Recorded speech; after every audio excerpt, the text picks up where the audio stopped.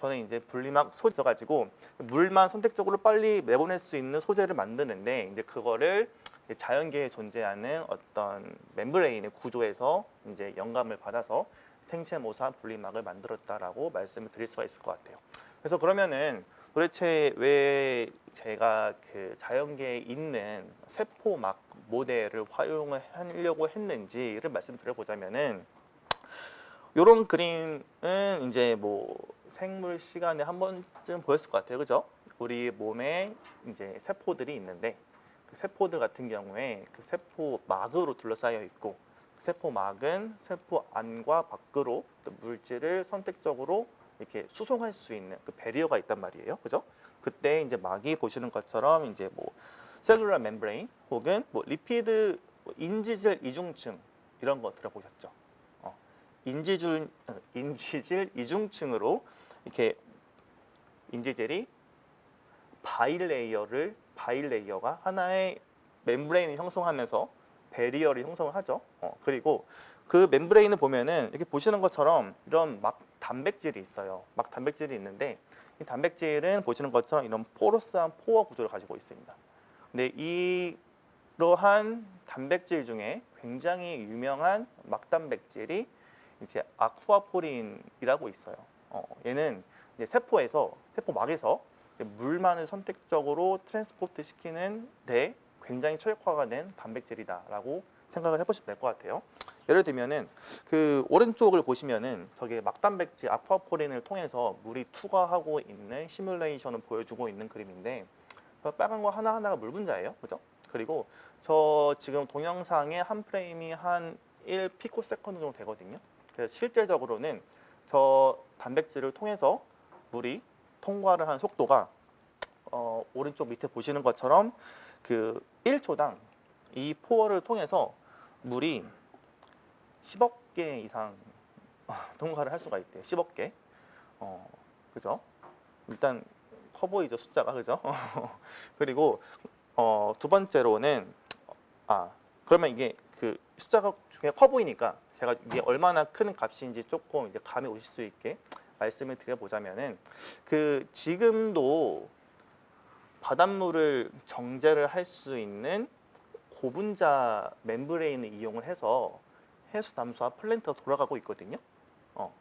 그래서 거기서 쓰는 이제 멤브레인이 있겠죠. 분리막. 그 사람이 만든 분리막이잖아요.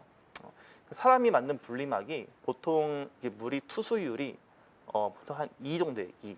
2 뭐 LMH per bar라고 하는데 뭐 유닛은 그냥 물의 유량 나타내는 거고 숫자가 2 정도 되는데 이게 얼마나 빠른 속도냐라고 하면은 만약에 우리가 이 단백질을 가지고 상상을 해보는 거죠.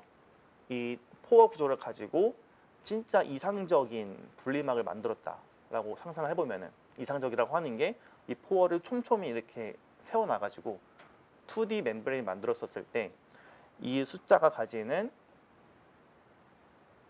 아쿠아포린 기반 분리막은 투수율이 한 500 LMH per bar 정도, 500 LMH per bar 정도 된다고 생각하면 될 것 같아요. 그죠? 그 말인즉슨 지금 사람들이 만든 분리막보다 한 250배 이상 빠른 물 투과도를 낼 수 있는 굉장히 스페시픽한 포어 구조다라고 생각해 보면 될 것 같고 첫 번째고 두 번째가 사실 더 중요한 것 같아요.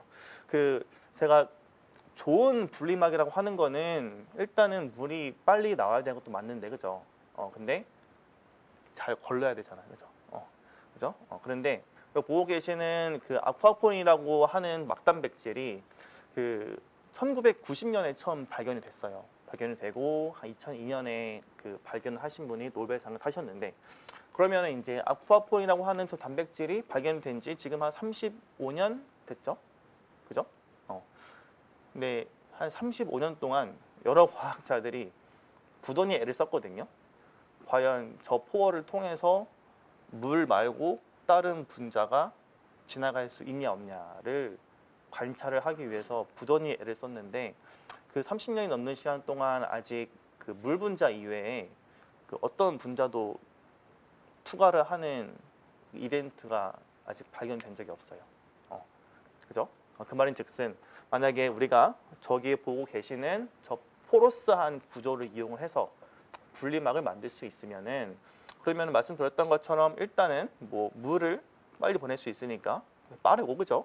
그리고 선택도도 저 구조만 봤었을 때는 우리가 진짜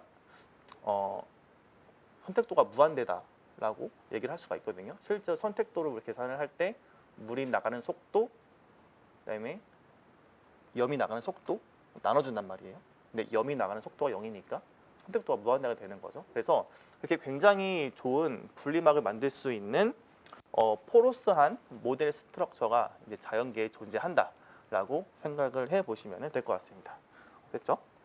그래서 제가 이제 연구를 했었던 부분은 근데 이제 아무래도 저는 엔지니어다 보니까 그 아쿠아포린은 말씀드렸던 것처럼 단백질이에요. 그죠? 단백질 같은 경우에는 좀 이렇게 핸들링하기가 좀 어려운 이슈가 있어요. 아무래도 이게 생체 조건에서 최적화가 된 구조다 보니까 이게 온도라든지 pH에 조금 민감하게 반응을 할 수가 있고 그래서 우리가 이제 제가 연구를 했었던 내용 중에 하나는 이런 단백질 구조가 이렇게 물을 세퍼레이션 하는 데 있어가지고 굉장히 효율적인 구조를 가지고 있는 걸 알고 있으니까 그거에 대한 메커니즘을 이해를 하고 이러한 구조를 단백질이 아니라 합성 몰레큘로 구현을 해서 신테릭 멤브레인을 만들어 보자라고 하는 게 이제 제가 오늘 말씀드릴 바이오 인스파이어드 채널 베이스드 멤브레인이다라고 보시면 될 것 같아요. 그래서 채널 베이스드라고 하는 거는 아쿠아포린이 이제 워터 채널이라고 말씀드렸으니까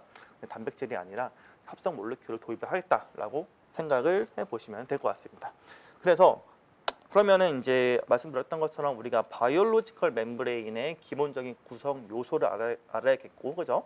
그리고 여기에서 요런 구조를 이제 미믹한 어떤 그 신테릭 멤브레인을 어떻게 도입했는지 말씀드릴 건데, 그 세포막 같은 경우에는 말씀드렸던 것처럼 멤브레인 자체는 그 포스포리피드로 구성되어 있죠.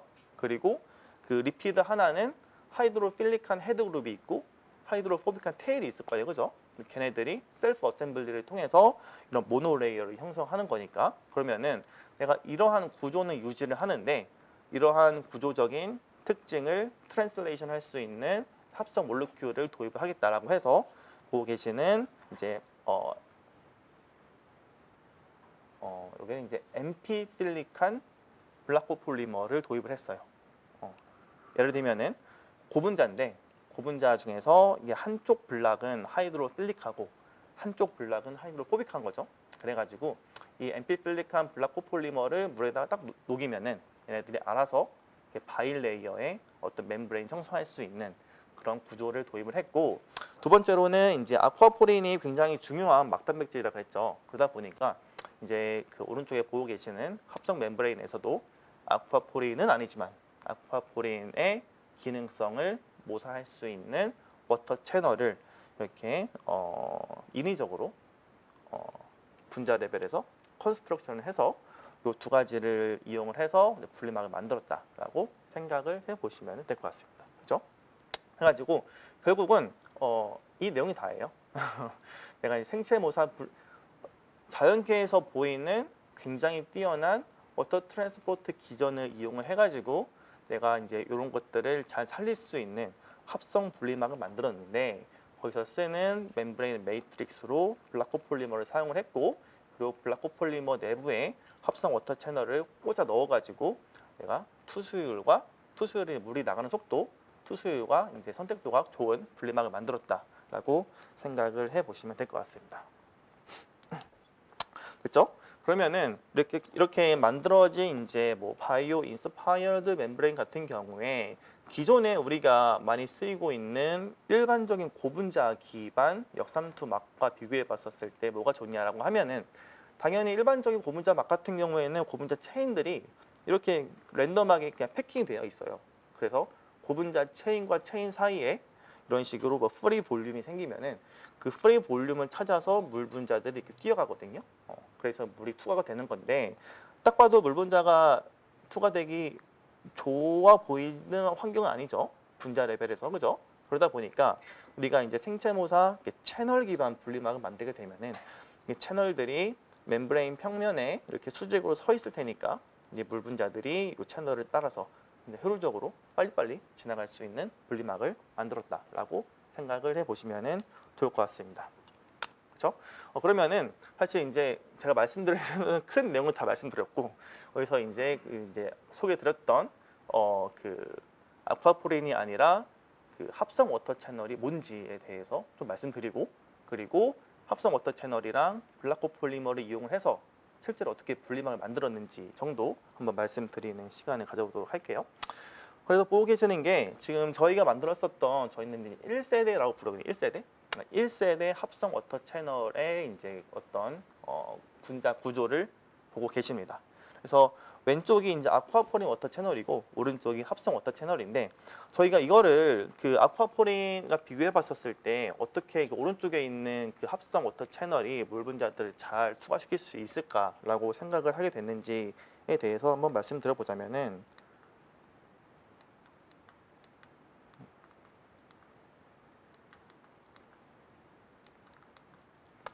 슬라이드 하나 빠진 것 같은데 죄송해요. 근데 예를 들면은 저희가 이 구조를 만들었었을 때 아쿠아포린에서 보이는 굉장히 그 스페시픽한 그 구조적인 프로퍼티를 여기에서 이제 구현을 하려고 했어요.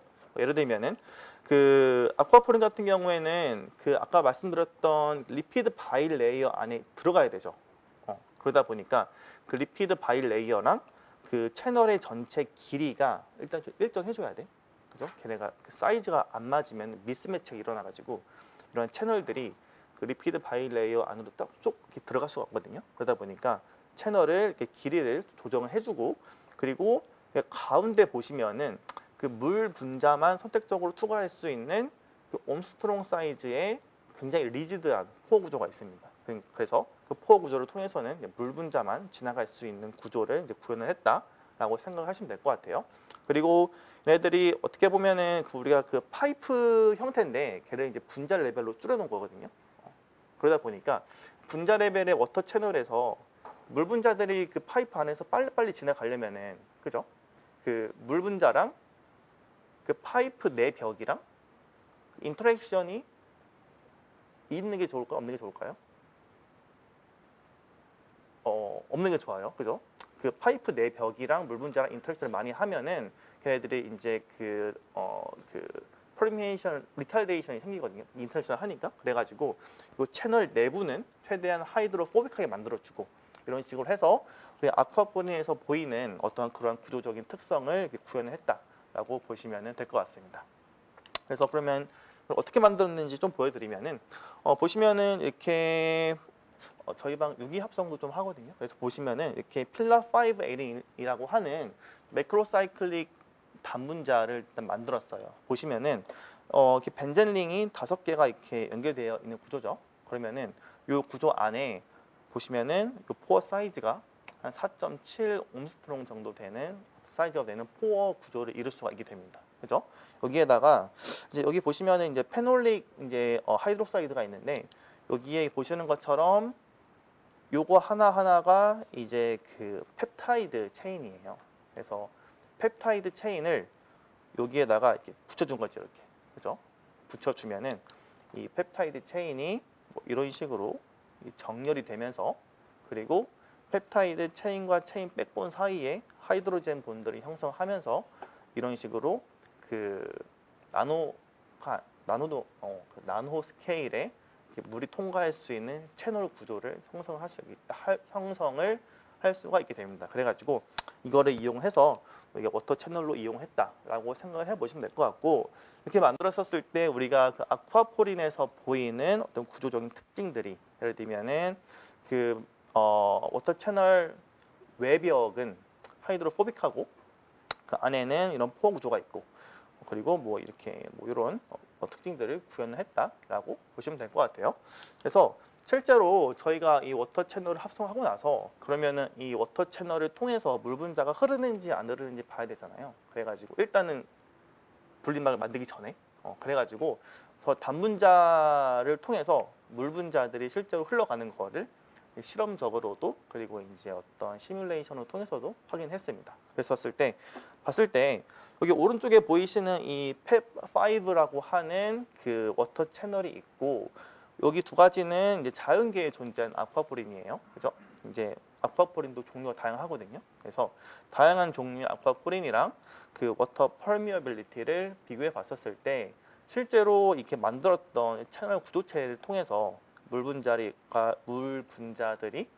효율적으로 흘러가는 것을 확인했고, 이때의 투과도를 아쿠아포린이랑 비교해 봤었을 때 보시는 것처럼 이제 자연계에 존재하는 아쿠아포린만큼의 퍼포먼스를 내는 걸 볼 수가 있죠. 그래가지고 성공적으로 합성 모델에서 이제 워터 채널을 구현을 하는데 성공했다라고 보시면 될 것 같습니다.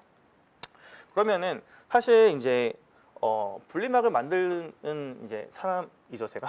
그러다 보니까 그 이런 나노 물질에 대한 연구가 사실 한 2000년대 초반부터 굉장히 많이 되어 왔었어요. 예를 들면은 요즘에는 어떨지 모르겠는데 뭐 CNT 카본 나노튜브 이런 거 많이 들어보셨죠, 그죠? 그 2000년대 초반 때부터 카본 나노튜브가 이렇게 막 3나노, 2나노, 뭐 8옴스트롱 사이즈의 나노튜브가 있는데 그 나노튜브를 통해서 물이 투과하는 현상들이 진짜 많이 발견됐거든요. 특히 이제 기계과에서 유체역학 하시는 분들이 그 파이프 우리가 이제 보고 있는 이런 뭐 파이프 있잖아요, 그죠? 파이프 두께를 줄이고 하다 보면은 분자 레벨까지 가는 거잖아요, 그죠? 그래서 그랬었을 때 카본 나노튜브에서 물 분자들이 그 클래시컬한 그 플루이드 다이나믹스로 설명이 안 될 정도로 엄청나게 빠르게 물이 투과하는 거가 발견이 많이 됐고 좋은 논문도 많이 나오고 그랬었어요. 근데 그러다 보니까 분리막 하시는 분들은 당연히 카본 나노튜브로 수처리 분리막을 만들고 싶겠죠. 근데 그때 굉장히 어려웠던 부분 중 하나가 그 카본 나노튜브는 말 그대로 진짜 뭐 2나노미터짜리 튜브거든요. 걔네들을 이렇게 막에다가 잘 세워야 되잖아요, 그죠? 그래야 그 안으로만 물이 통과를 하니까 좋은 막이 될 거잖아요. 근데 그게 너무 어려웠던 거예요. 카본 나노타입 CNT는 만들 수 있는데 CNT를 잘 얼라인을 해가지고 2D 막을 만드는 게 너무나 챌린징했었고 지금도 그런 이슈를 가지고 있는데, 그런 차원에서 제가 이제 오늘 소개시켜 드리는 생체 모사 분리막의 장점이라고 하는 거는 그 아까 전에 그 사진에서 많이 보셨겠지만 그 바이올로지컬 멤브레인의 굉장히 특이적인 프로퍼티 중 하나는 그 리피드랑 막단백질이 그 셀프 어셈블리를 할 수 있다라고 하는 장점이 있거든요. 예를 들면은 아까도 뭐 고대 끄덕끄덕 해주신 분들도 계시지만 리피드는 물에다 던져 놓으면은 자가 조립을 통해서 멤브레인 형성하죠, 그죠? 그리고 막단백질은 그 리피드 멤브레인 속으로 지가 알아서 끼어 들어가거든요. 그 말인즉슨 우리가 워터 채널을 멤브레인에 잘 오리엔테이션 시킬 수 있는 그런 어떤 툴을 가지고 있다라고 생각해 보시면 될 것 같아요. 그리고 실제로 그 자연계에서 보이는 굉장히 흥미로운 상황 어떤 현상이 뭐냐라고 하면은 이게 그 실제로 그 양의 망막을 AFM으로 긁은 사진이거든요. 우리 눈에는 물이 왔다 갔다 하는 게 굉장히 중요해요. 안 그러면 안구 건조증 걸리고 막 그렇단 말이에요, 그죠? 그러면은 망막을 AFM으로 긁었는데 여기 뭐 보이시죠? 이렇게 격자 같은 거. 이 격자 하나하나가 아쿠아포린이에요.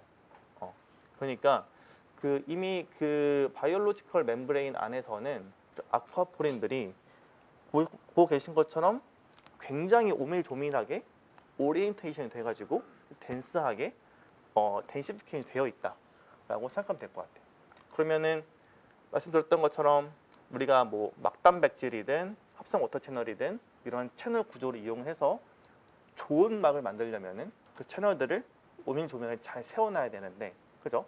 그렇게 세울 수 있는 어떤 툴이 이미 자연계에 존재한다는 거죠, 그죠? 그러니까 이런 거를 이용해서 우리가 바이올로지컬 멤브레인이 아니라 실제 그 바이오 인스파이어드 멤브레인 만들 때 단백질이랑 포스포리피드가 아니라 합성 워터 채널이랑 그 블락 코폴리머를 이용해서 그냥 물에다가 던져 놓으면은 얘네들이 알아서 셀프 어셈블리를 통해서 이런 2D 막을 형성합니다. 지들끼리 알아서.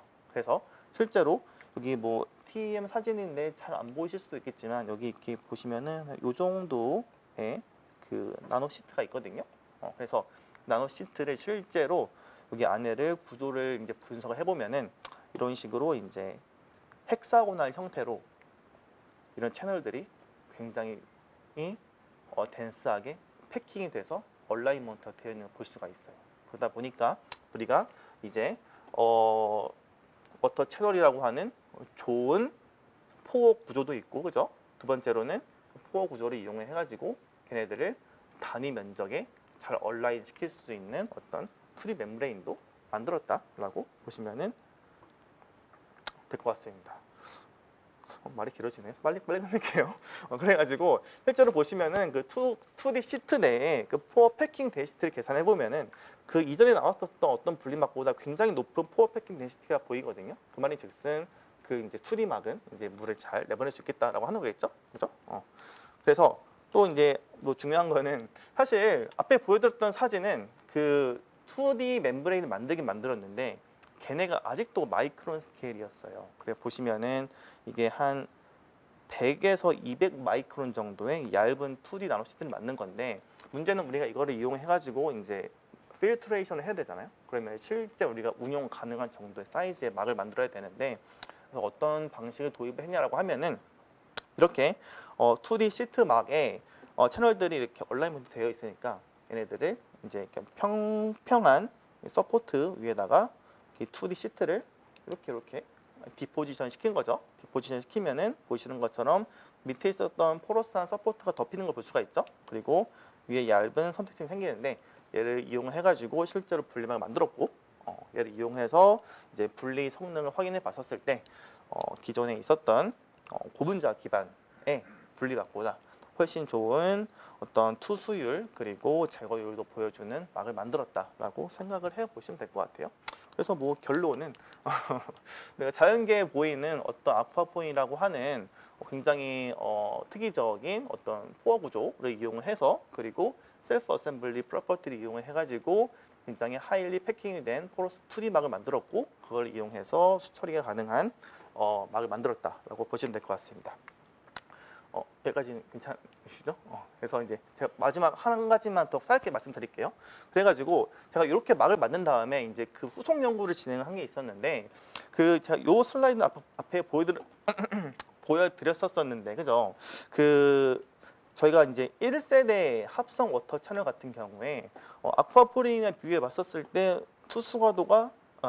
투수율이 비슷하다라고 말씀드렸는데 사실 요거를 이제 얘랑 비교하면은 얘가 높긴 하지만 또 이제 반대로 얘랑 비교하면은 좀 아쉽죠. 이게 한 오더 낮거든요. 그죠? 그래가지고 제가 이제 후속 연구 진행했던 거는 채널을 이용해서 막을 만들 수 있는 기술이 있으니 그러면 그 다음 단계로 채널을 좀 더 좋게 만들어 보자라고 해서 연구를 진행했었던 내용이 있었습니다. 그래가지고 결국은 그 합성 워터 채널을 기존의 1세대 버전보다 좀 더 물이 빨리 나올 수 있는 거를 만들고 싶었는데 문제는 우리가 채널이라고 하면은 보통 이런 형태의 구조를 상상하시겠죠?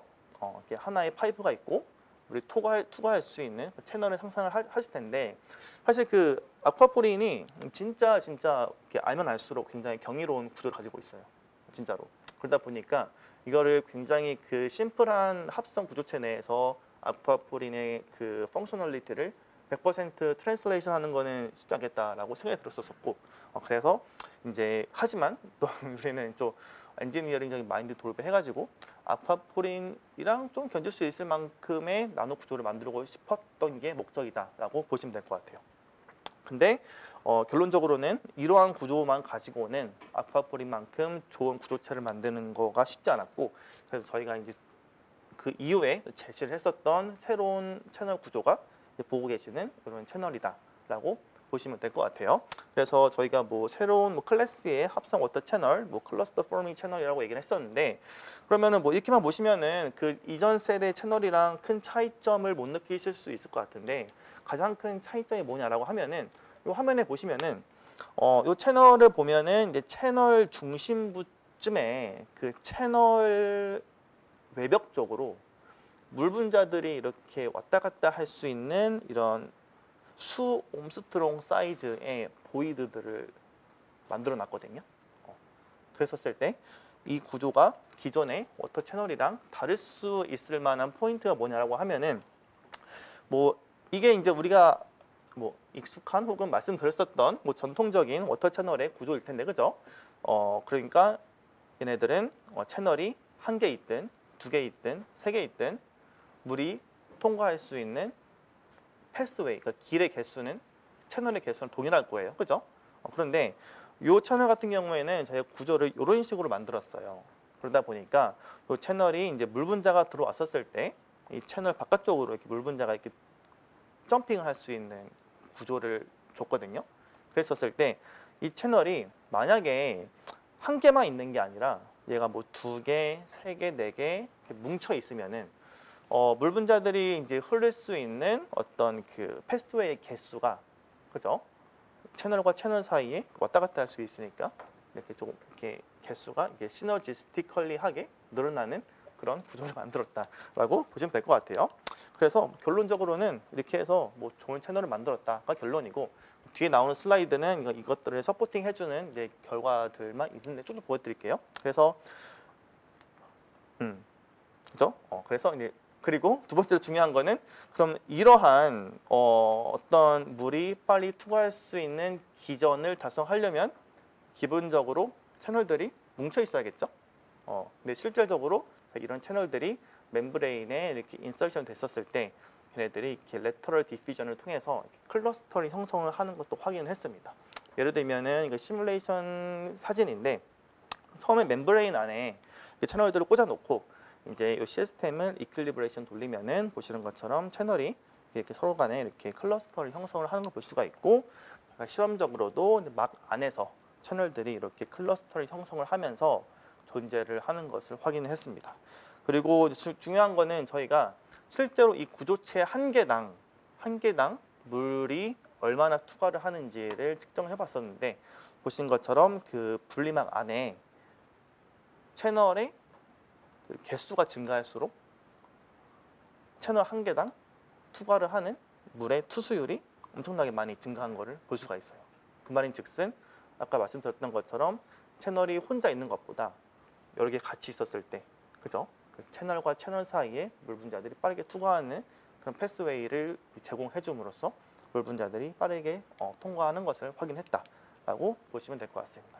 뭐 실질적으로 실험적으로도 그렇고 이제 어떤 그 시뮬레이션 도움 받았었을 때도 채널이 하나만 있었을 때는 이렇게 물이 잘 안 흐르는데 두 개가 있으면은 채널과 채널 사이에 이렇게 워터 와이어가 형성되는 걸 확인했어요. 그리고 클러스터 내부에서는 물 분자들이 굉장히 빠르게 흐르는 것을 확인했었고 저희가 실제로 이거 물이 투과하는 걸 보기 위해서 그 MD 시뮬레이션을 이제 같이 해봤었을 때 보고 계시면은 저희 스크린 평면이 분리막이거든요.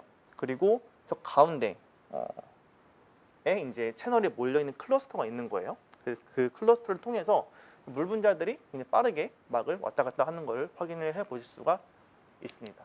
그리고 실질적으로 저희가 그 시뮬레이션 동영상을 그 프레임 단위로 잘라가지고 물 분자들이 어떻게 존재를 하는지를 봤었을 때 워터 분자들이 이렇게 하나의 줄기로 이렇게 왔다 갔다 하는 게 아니라 애들이 이렇게 워터 와이어가 이렇게 이볼브된 네트워크를 형성을 하면서 흘러가는 것을 확인했었습니다. 그래서 저희가 이제 뭐 클러스터 포밍, 뭐 워터 와이어 네트워크를 통해서 물 분자가 흐르는 채널을 개발했다라고 해서 이제 제시를 했었던 내용이다라고 보시면 될 것 같아요. 그 뒤에는 이제 뭐 저희가 만들었던 이제 이런 구조체가 실제로 아쿠아포린과 비교해 봤었을 때 얘네들이 아쿠아포린과 얼마나 유사한 정도로 물이 투과가 되는지를 이제 분석을 한 내용들인데 그래서 뭐 간단히 말씀드리면은 아쿠아포린처럼 물이 잘 흘러간다라고 보시면 될 것 같아요. 이런 것들도 이제 뭐 연력학적으로 계산해 봤었을 때 저희가 실험적으로 발견한 실험적으로 측정한 워터 퍼미어빌리티랑 연력학적으로 이제 계산한 퍼미어빌리티랑 유사하게 맞아 떨어지는 걸 확인했습니다. 그래가지고 개발했던 구조체가 의도한 대로 잘 만들어졌고 이게 이제 뭐 잘 쓸 수 있다라고 보시면 될 것 같아요. 그래서 이제 분리막을 하시는 분들이 이제 특히 소재 만드시는 분들이 논문 쓸 때 항상 하는 게 있어요. 그 제가 초반에 말씀드렸던 게 좋은 분리막이라고 하는 거는 예를 들면은 우리는 물을 분리하는 거니까 그죠? 이게 물도 잘 나오고 제거도 잘하고 그죠? 제거를 잘한다는 바꿔 얘기하면은 물이랑 소듐 클로라이드랑 선택도가 높다라고 보시면 될 것 같아요. 그래서 항상 이런 플러스 그리는 걸 되게 좋아하거든요. 보시면은 이게 오른쪽이 워터 퍼미어빌리티고 이 Y축이 워터 투 솔트 셀렉티비티예요. 그러니까 좋은 분리막은 이런 플러스상에서 높은 투과도 선택도면은 여기 있어야겠죠. 그런데 지금 물뿐만 아니라 뭐 기체, 뭐 이온 관련해서 대부분의 분리막들이 이렇게 투과도 선택도를 플라팅을 해보면은 보시는 것처럼 이런 식으로 트레이드 오프를 보이는 걸 볼 수가 있어요. 근데 우리는 여기 가고 싶은 거잖아, 그죠? 그러니까 제로 연구하시는 분들이 항상 이거 그래가지고 나는 여기다 점 찍었다 이렇게 점 찍어서 논문을 쓰거든요. 저 점을 찍었죠. 그래가지고 앞에 말씀드렸던 이제 분리막 혹은 새로운 워터 채널을 이용해서 우리가 분리막을 만들게 되면은 보시는 것처럼 기존에 있었던 고분자 기반 역삼투 분리막의 트레이드 오프를 넘을 수 있는 정도의 좋은 막을 개발했다라고 보시면 될 것 같아요. 그래서 이런 연구를 했었습니다. 네. 그래서 다 끝났고요. 그래서 제가 그 초반에 이제 저는 이제 해수 담수 혹은 물을 프리피케이션 할 수 있는 생체 모사 채널 기반 분리막을 만들었다라고 말씀드렸었는데 뭐 지금까지는 이제 뭐 워터 트리트먼트 프리피케이션 쪽에 맞춰서 연구를 했었지만 생체 모사 분리막의 장점 중에 하나는 그죠? 그 막이 어떻게 생겼었는지 한번 되짚어 보시면은 그 멤브레인이 있고 채널이 껴 있는 거잖아요, 그죠? 그 말인즉슨 우리가 그 채널만 다른 채널을 개발해서 채널만 바꾸기면은 또 다른 멤브레인 될 수 있는 포텐셜이 있다라고 보시면 될 것 같아요. 특히나 요즘에 이제 그 산업적으로도 굉장히 그 디맨드가 높은 게 뭐 많이 들어보셨겠지만 뭐 배터리 이온 이런 거 굉장히 관심 많거든요. 그러면은 또 우리 몸속에서는 또 이온 채널이 있어요. 포타슘 채널, 소듐 채널, 뭐 액션 포텐셜 들어보셨죠? 그 채널들이 사람이 만든 그 어떤 구조체보다 이온 선택도가 높아요. 그러다 보니까 만약에 우리가 이런 채널을 이용을 해서 분리막을 만들 수 있는 어떤 플랫폼 기술이 있고 거기다가 이제 우리가 나노 구조체를 개량을 해서 어떤 특정 물질들을 선택적으로 보낼 수 있는 어떤 새로운 구조를 개발하면은 그것만 갈아 껴가지고 새로운 종류의 분리막을 만들 수 있는 어떤 기반 기술이 될 수 있지 않을까라고 생각하고 있습니다. 네. 네, 끝이고요. 네, 그리고 이제 사실 이제 오늘 말씀드린 내용은 제가 이제 혼자 독립적으로 연구하기 전에 제가 이제 임용되기 전에 했었던 연구 내용이어서 그 어떤 그 기존의 지도 교수님들 서포트를 받고 연구했었던 내용입니다. 그래가지고 뭐 이 자리 빌어서 다시 한번 감사 말씀드리고 싶고 또 생각보다 좀 길어졌는데 그래도 경청해 주신 분들께 감사 말씀드립니다. 감사합니다.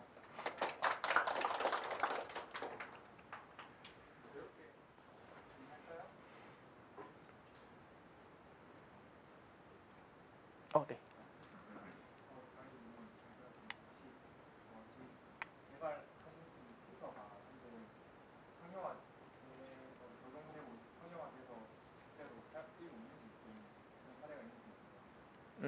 일단 제가 개발한 건 없고요.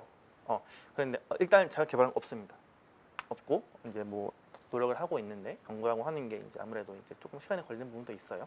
그런데 그런데 반면에 이 연구 이전에 사람들이 관심이 있을 때 아쿠아포린이라고 말씀드렸잖아요. 아쿠아포린을 가지고 상용화된 역삼투 분리막 필터를 만든 것들은 커머셜라이제이션 많이 되어 있거든요. 그런데 이제 그러한 제품들 같은 경우에 아무래도 그 제가 발표 때 말씀드렸던 그런 한계들이 나오는 것 같아요. 한계들이 나온다는 게 단백질이다 보니까 그러한 제품들의 어떤 그 롱텀 스테이빌리티에 대한 이슈도 좀 있고 그 두 번째로는 무엇보다 아쿠아포린 넣긴 넣었었는데 걔네들을 이렇게 오밀조밀하게 세우지 못했어.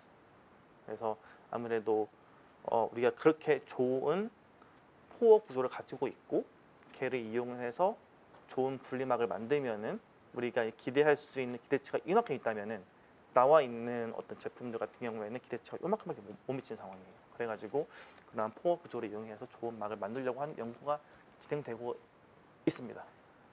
근데 답변 드리자면 제가 한 건 없어요. 네. 기장에 해수 점수화 시설이 하나 있는 걸로 아는데 거기서 점수화한 게 2014시민들이 방사성 일본에서 나온 방사능 배출 그것 때문에 반대가 되게 심해서 실제 음용수로는 사용되지 못하고 있다고 하는데 혹시 개발하신 필터가 그 방사성 배수를 이제 감사했을 때 좀 더 좋은 결과가 나올 수 있다고 생각하시는지. 그러니까 말씀 주신 게 이제 폐수가 나오니까 바닷물을 이제 걸러서 쓰는 거를 조금 꺼려한다라고 말씀하시는 거죠. 그죠. 그러면은 그때 나오는 게 일단 첫 번째로는 일단 제가 만든 분리막을 테스트 해보지 않았어요. 반역성 물질에 대해서. 근데 이론적으로 그리고 실험 결과로 봤었을 때는 기존에 있었던 고분자 분리막보다 그때부터 훨씬 좋고, 제가 이제 분리막의 어떤 분리 기전에 대해서는 말씀 안 드렸었는데 컨셉만 말씀드리고, 분리 기전적인 측면에서 들어봤었을 때 이렇게 만든 막이 지금 나와 있는 여섯툰 막보다 방사성 물질들을 훨씬 더 잘 거를 수 있는 건 맞아요. 맞고 실험적으로도 검증을 하려면 할 수 있을 것 같아요. 그런데 이게 그거랑 별개로 이제 그거를 사용하는 엔드 유저들이 받아들이는 어떤 그런 좀 꺼려함 같은 것들은 또 어떨 때는 기술적인 성숙도랑 좀 별개로 가는 부분도 없지 않아 있는 것 같아요.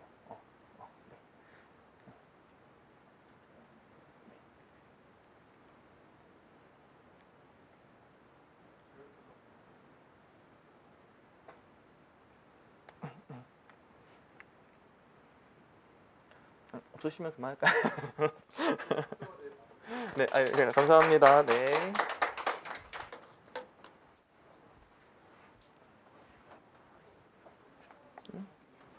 네.